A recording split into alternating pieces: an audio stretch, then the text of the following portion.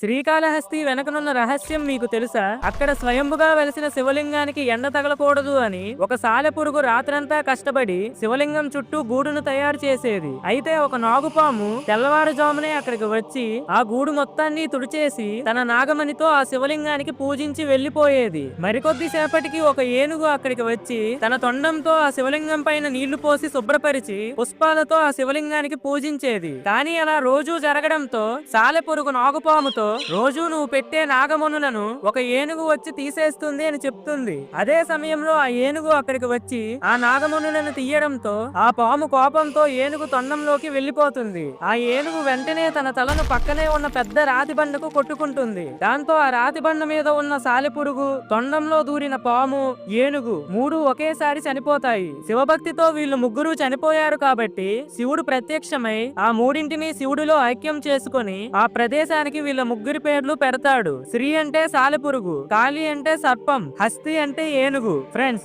ఓం నమః శివాయ అని కామెంట్ చేయండి.